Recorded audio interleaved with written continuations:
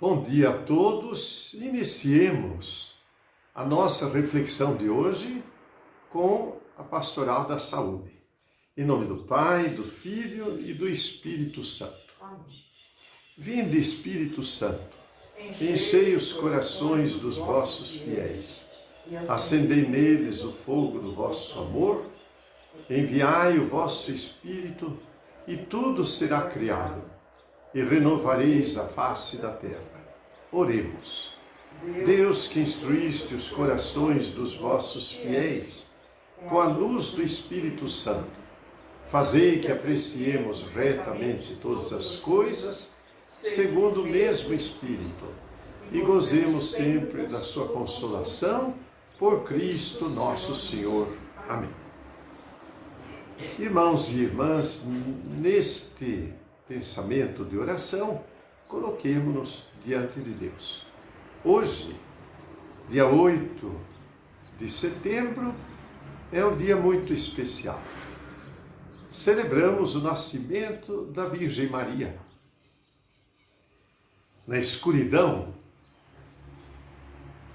do ser humano, perdido por conta do pecado, nasce o sol da justiça e da salvação. As primeiras luzes desse novo dia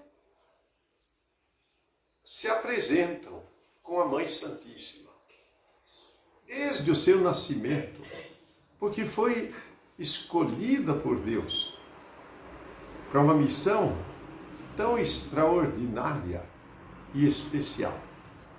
A missão de Maria, obediência total a Deus, alegria do serviço e, ao mesmo tempo, aquela disposição de trazer no seu próprio seio o Filho unigênito do Pai. Nem mesmo Maria podia imaginar tamanha grandeza de missão, mas, totalmente disponível, respondeu: eis aqui a serva do Senhor. E nós hoje voltamos o nosso olhar para a Mãe Santíssima, porque nós pedimos: ó Mãe, ensina-nos a nós também, vendo o chamado de Deus, sobretudo na vida e no sofrimento de muitos irmãos que estão na enfermidade, que nós saibamos responder o nosso sim, não de uma maneira imposta, mas daquela maneira que agrada a Deus, que brota do fundo do coração e que é pura alegria, servir a Deus cada dia de nossa vida. Que o ministério da Pastoral da Saúde, o serviço dos enfermos e a nossa união na comunidade de fé seja assim testemunhada cada dia que o Senhor nos tem chamado. E que o Senhor nos conduza na nossa fé. Amém. Amém. Escutemos agora a palavra de Deus da carta do apóstolo Paulo aos Romanos, capítulo 12, a partir do versículo 9. A palavra de hoje é tirada de Romanos, capítulo 12, versículos de 9 a 21. Que vosso amor seja sem hipocrisia, detestando o mal e apegados ao bem, com amor fraterno, tendo carinho uns para com os outros, cada um considerando os outros como mais digno de estima. Sede diligentes, sem preguiça, fervorosos de espírito, servindo ao Senhor, alegrando-vos na esperança, perseverando na tribulação, assíduos na oração, tomando parte nas necessidades dos santos, buscando proporcionar a hospitalidade. Abençoai os que vos perseguem, abençoai e não amaldiçoeis. Alegrai-vos com os que se alegram, chorai com os que choram. Tende a mesma estima uns pelos outros, sem pretensões de grandeza, mas sentindo-vos solidários com os mais humildes. Não vos deis ares de sábios. A ninguém pagueis o mal com o mal. Seja a vossa preocupação fazer o que é bom para todos os homens, procurando, se possível, viver em paz com todos, por quanto de vós depende.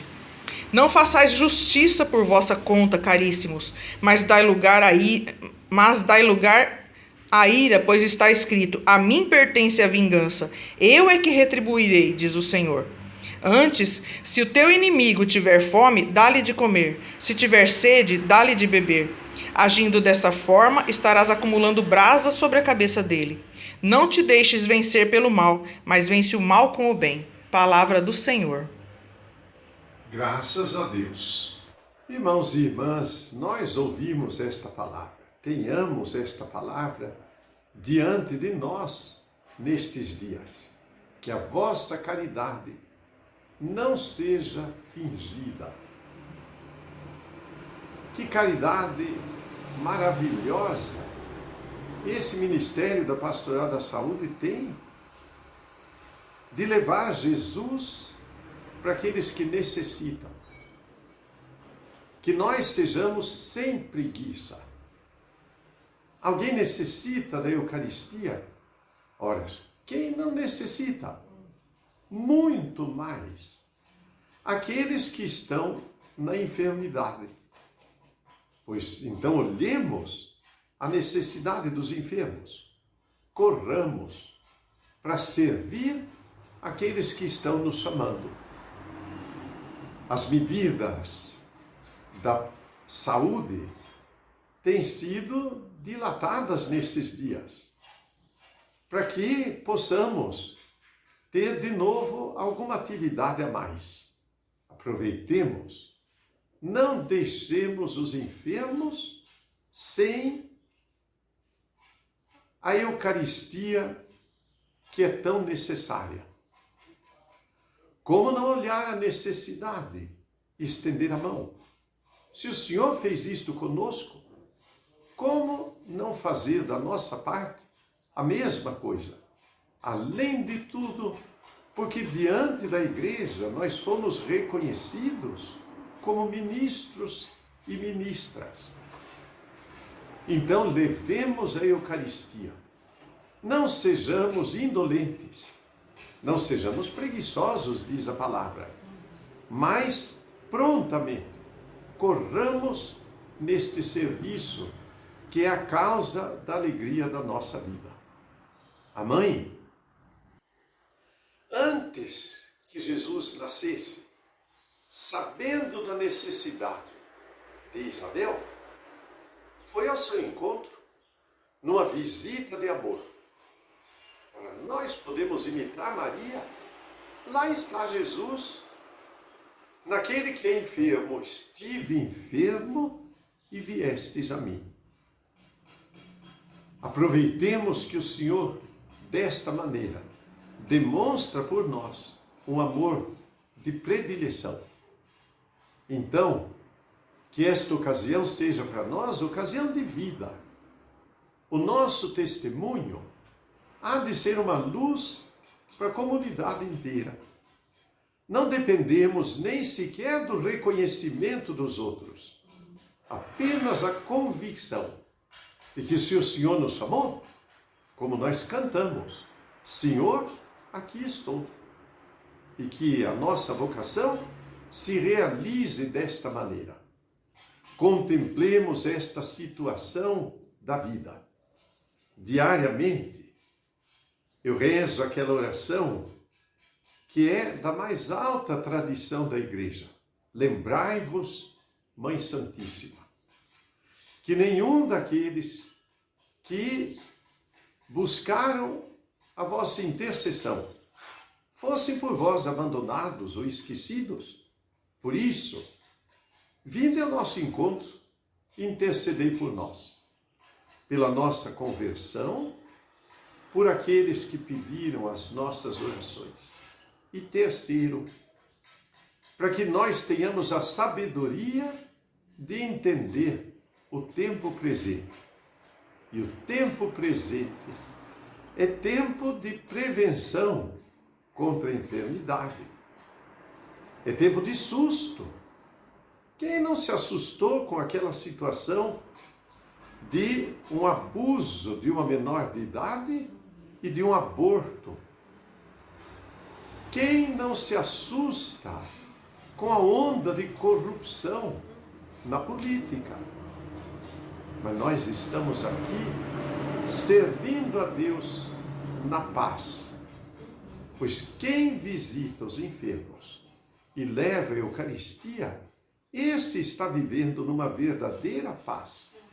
A paz de levar Jesus no coração, na Eucaristia e encontrá-lo presente no próximo.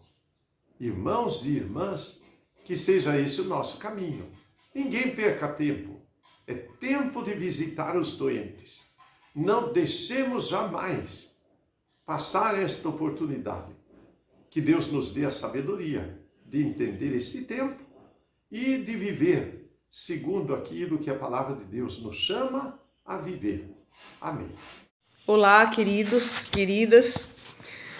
A semana passada nós começamos a falar sobre as 6 dimensões essenciais no processo de ajuda aos enfermos, que foi a primeira dimensão, que foi compreensão empática. E essa semana a gente continua falando sobre essas dimensões e agora falamos sobre a aceitação incondicional e calorosa da situação do enfermo. Nós vamos visitar esse enfermo e muitas vezes o enfermo não está preparado para aquilo que a gente está querendo falar, não recebe com o acolhimento que nós gostaríamos, né? Muitas vezes não somos recebidos pelo enfermo como a gente gostaria de ser recebido. Mas essas coisas são situações que acontecem, né? O enfermo muitas vezes está fragilizado, está cansado, estressado do sofrimento e não é qualquer pessoa que consegue driblar ou vivenciar tudo isso e além de tudo receber bem uma pessoa, né? Por isso nós temos que aceitar a condição do doente, aceitar a situação em que ele está, o sentimento com que ele nos recebe. Nós devemos estar firmes no nosso propósito de amar, sem querer ser amado ou aceito pelo enfermo. A outra dimensão é a dimensão da autenticidade, é a capacidade da gente ser a gente mesmo, apesar da situação do doente, né? Quando Jesus levou Pedro, aqui está escrito, tem um exemplo muito bom no livrinho que fala, no Getsemane, Jesus levou Pedro e os filhos de Zebedeu e começou a ficar triste e angustiado e disse a eles, minha alma está numa tristeza mortal, fiquem aqui e vigiem comigo, né? É a capacidade da gente ser a gente mesmo lá. Se eu sou uma pessoa espontânea, uma pessoa receptiva, alegre, eu vou ser assim ali também. Eu não vou fingir um personagem, eu não vou fazer de conta que eu não sou. Não vou fazer de conta que eu sou um personagem na frente daquele enfermo. Eu vou ser o que eu sou, né? Eu sou uma pessoa firme, eu serei uma pessoa firme. É lógico que sempre com todo cuidado e todo respeito necessário, mas eu não vou fingir ser uma pessoa que eu não sou. Eu preciso ser aquilo que eu sou, onde quer que eu vá, não é? Especialmente na presença do doente, porque é pela verdade que nós vamos levar a verdade. Outra dimensão muito interessante é a precisão e a especificidade. Nós não vamos lá para ficar mentindo coisas para o doente, não, você vai ficar bom de tudo, não se preocupe, isso daí tudo vai passar, amanhã você vai ver como você acorda melhor. Não, é assim, ser específico. Não se esqueça de tomar seus remédios, tome bastante água, se puder tomar água, lógico, né? Descanse, faça o seu repouso necessário, reze bastante. Coisas práticas que ele pode fazer, coisas essenciais para a vida de qualquer pessoa, né? Como diria Santa Teresinha, qualquer pessoa pode caminhar pela pequena via. E a pequena via era essa, era a aceitação do dia a dia, era carregar sua cruz a cada dia, era confiar no amor pleno de Deus, que mesmo no sofrimento ele carrega a gente no colo. Essa precisão e essa especificidade, sem ficar inventando moda para o doente. A outra é a confrontação. Como é essa confrontação? Nós não vamos ficar confrontando ou contrariando o doente. É o nosso jeito de ser que vai levar para o doente uma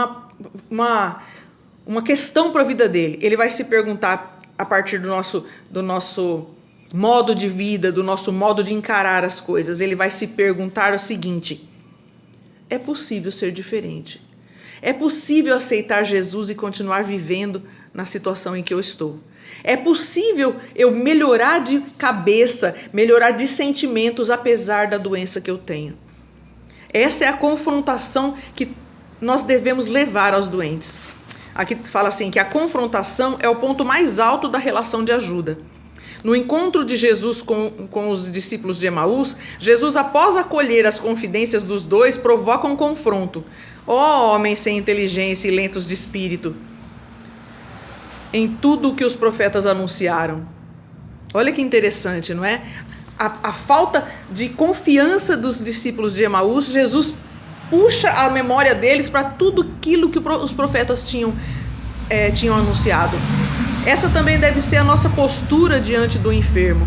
O enfermo traz todas as suas lamentações, as suas murmurações, e nós vamos levar uma palavra de fé, uma palavra de cuidado, uma palavra de chão firme sob os pés dele. O único chão firme que nós temos, que é Jesus Cristo, aquele que nos salva e nos ama.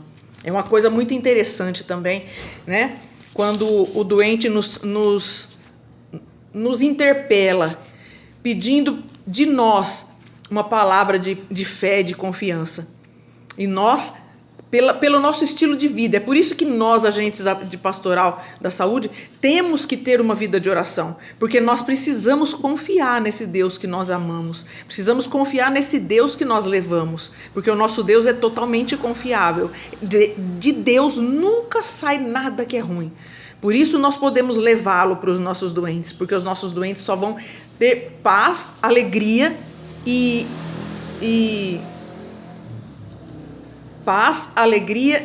sossego no coração de Jesus. E é isso que nós levamos para eles, né? Que apesar de todo o sofrimento e da cruz que eles carregam, eles podem ter esse consolo que é a vida em Deus. E a última dimensão, que é a imediatez. É a interpretação do urgente. Supõe a habilidade do agente de pastoral para perceber o sentimento na expressão do doente, isso é, o que ele tenta dizer sem conseguir. Na imediatez, o agente vive intensamente o momento presente do seu relacionamento e não hesita em reformular a comunicação que parece ser dirigida a si e à relação recíproca. No encontro com Marta e Maria, as irmãs de Lázaro, Jesus é muito imediato. Jesus interpreta o urgente, isso é, traz à tona o que tem no fundo da atitude de Maria, falta de fé prática, ou melhor, fé pouco esclarecida. E quer a retirada da pedra que fechava a gruta onde Lázaro estava enterrado.